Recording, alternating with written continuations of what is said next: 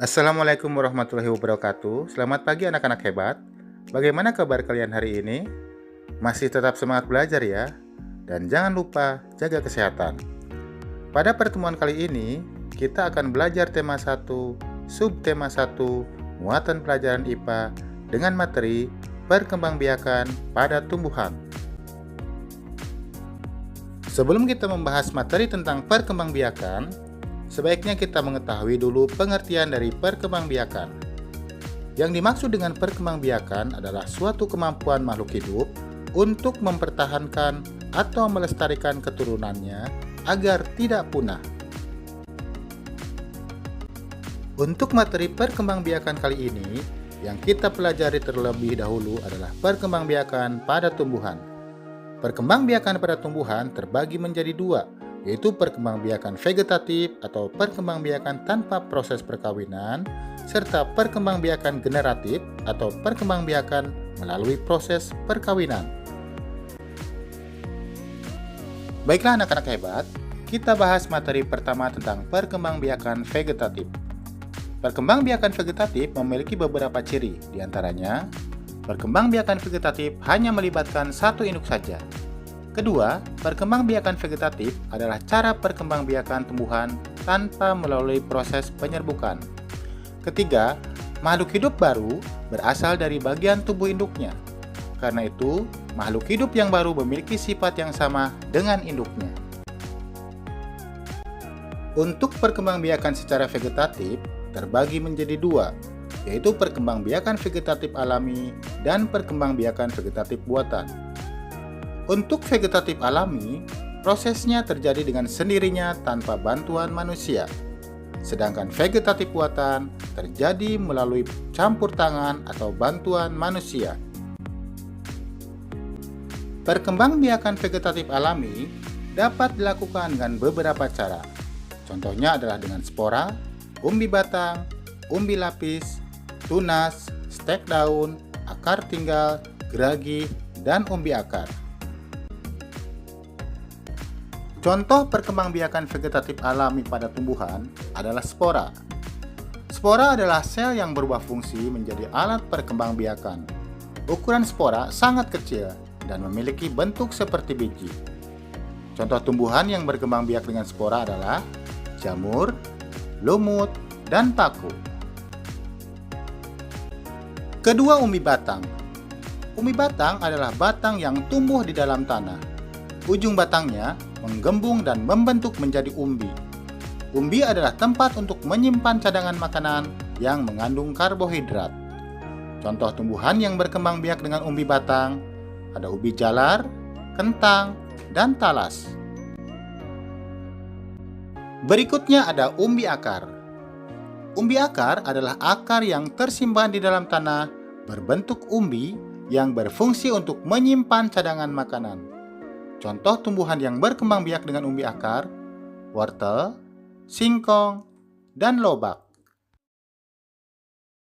Umbi lapis. Umbi lapis merupakan lapisan daun berdaging dan berfungsi sebagai cadangan makanan.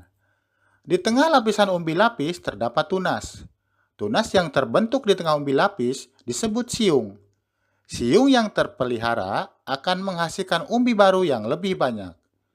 Contoh tumbuhan yang berkembang biak dengan umbi lapis, bawang merah, bawang putih, bawang daun, dan bunga lili. Tunas. Tunas merupakan bagian tanaman yang tumbuh dalam tanah di sekitar induk. Tunas muda akan tumbuh menjadi tumbuhan baru di sekitar induknya, sehingga terbentuklah rumpun. Tunas tidak bergantung pada induknya. Meski induknya ditebang, tunas akan tetap tumbuh.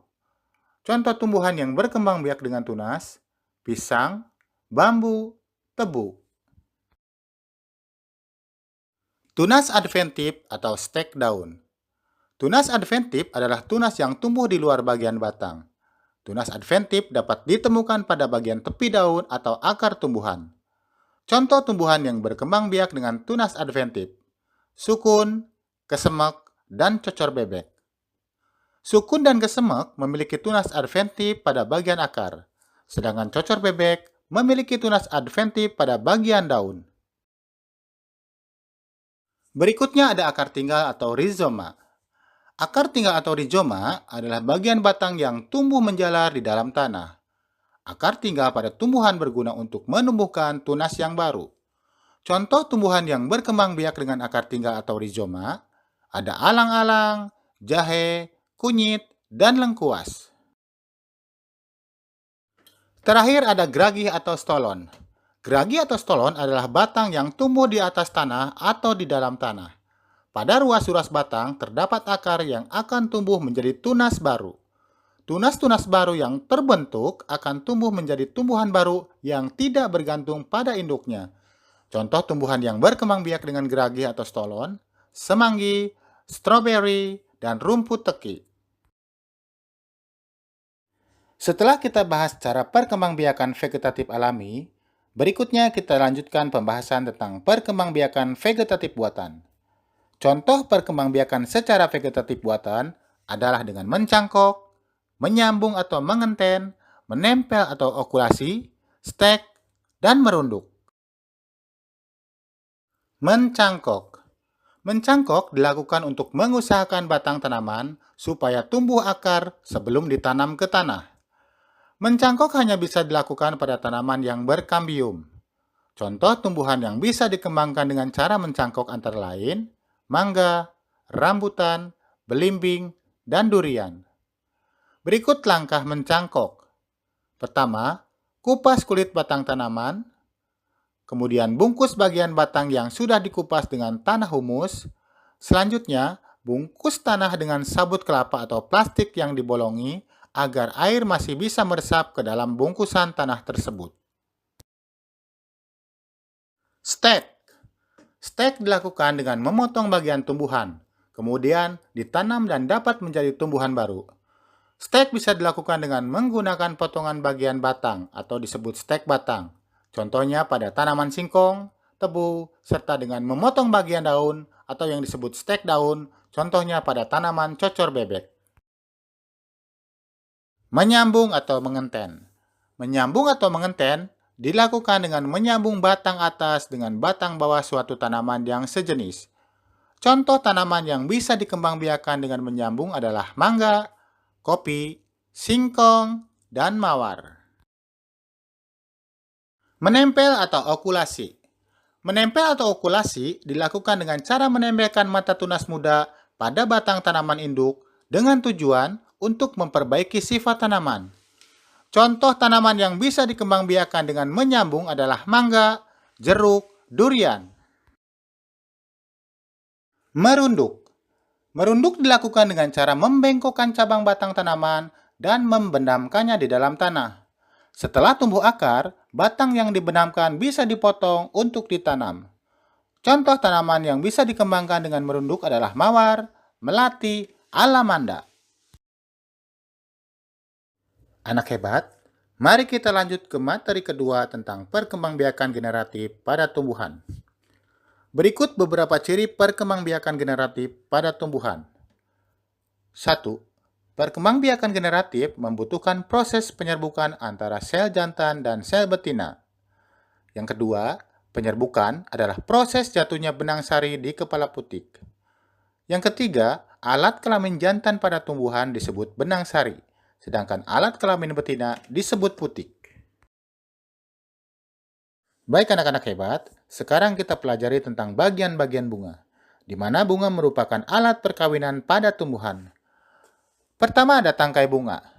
Tangkai bunga berfungsi sebagai penyokong dan penghubung antara bunga dengan ranting. Kelopak bunga. Kelopak bunga berfungsi melindungi mahkota pada saat kuncup.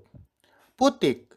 Putik berfungsi sebagai alat kelamin betina, sedangkan benang sari berfungsi sebagai alat kelamin jantan. Mahkota bunga. Mahkota bunga berfungsi membantu penyerbukan bunga dengan menarik perhatian para serangga agar hinggap. Seperti yang telah disampaikan sebelumnya, bahwa perkembangbiakan generatif pada tumbuhan dilakukan melalui proses penyerbukan. Berdasarkan asal serbuk sarinya, penyerbukan dibagi 4, yaitu pertama penyerbukan sendiri atau autogami, yang kedua penyerbukan tetangga atau geitonogami, ketiga penyerbukan silang atau alogami, Dan yang terakhir, penyerbukan bastar atau hibridogami. Penyerbukan sendiri atau autogami adalah proses penyerbukan pada bunga di mana serbuk sari jatuh di kepala putik bunga itu sendiri. Contoh tumbuhan yang melakukan penyerbukan sendiri, bunga mangga, jambu, turi. Penyerbukan tetangga atau geitonogami adalah proses penyerbukan pada bunga di mana serbuk sari jatuh di kepala putik bunga lain tetapi masih dalam satu pohon yang sama. Contoh tumbuhan yang melakukan penyerbukan tetangga, bunga jagung, padi, kelapa.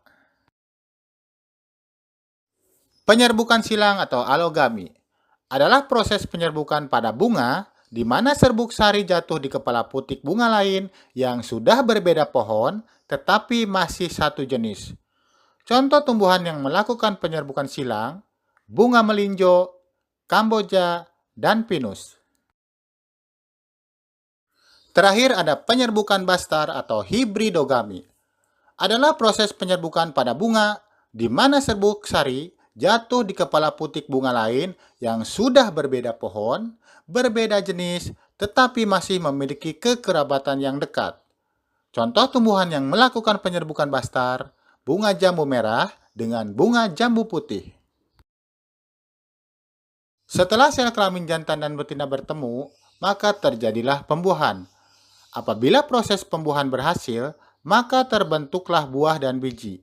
Biji inilah yang digunakan sebagai alat perkembangbiakan pada tumbuhan. Nah, anak-anak hebat, demikian pembahasan kita hari ini. Semoga bermanfaat. Sampai jumpa.